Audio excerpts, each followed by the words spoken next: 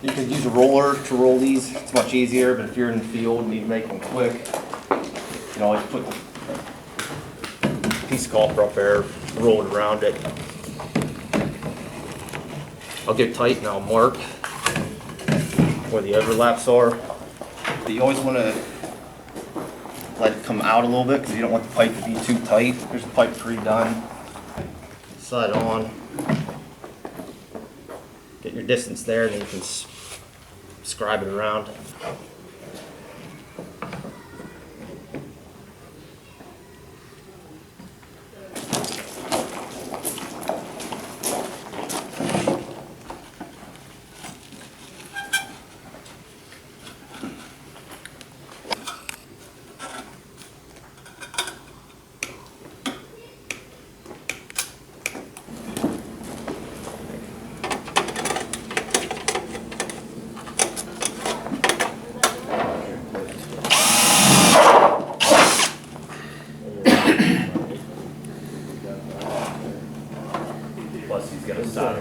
There's a couple ways to do this.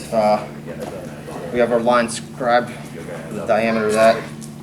You could leave a 1/2 inch away from that circle and snip, fold it up there, or you can scribe this line.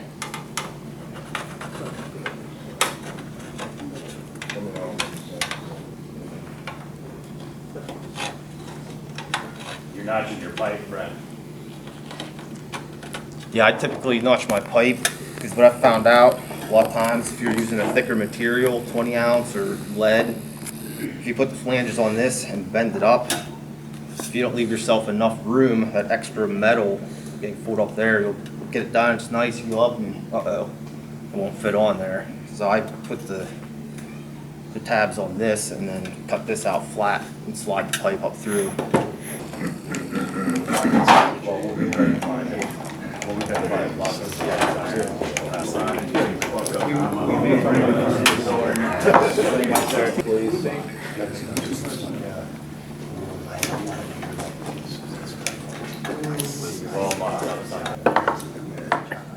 That's snipped up to the scribe line the whole way now.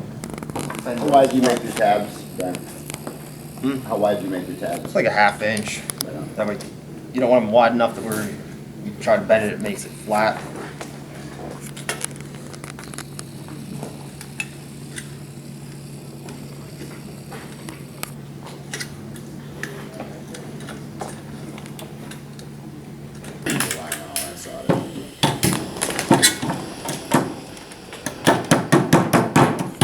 As possible, Unless I get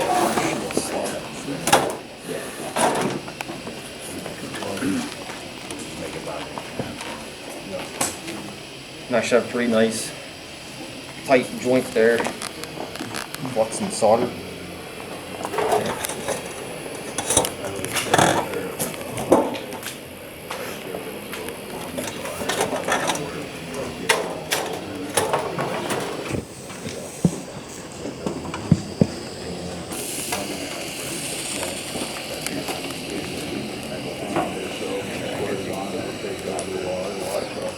You're just tacking it on now. Yeah.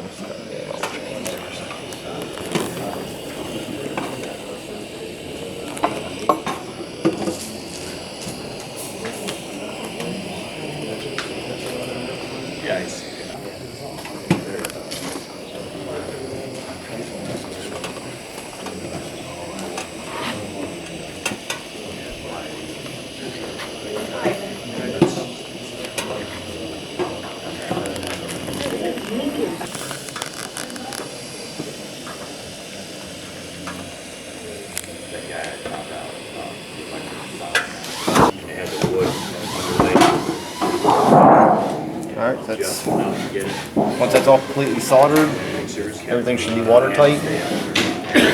And hopefully you take it up the roof and it fits. sat there. Good luck. There's been plenty I did nothing to, and 10 years later they're still on there, so I'm not that concerned with them blowing off.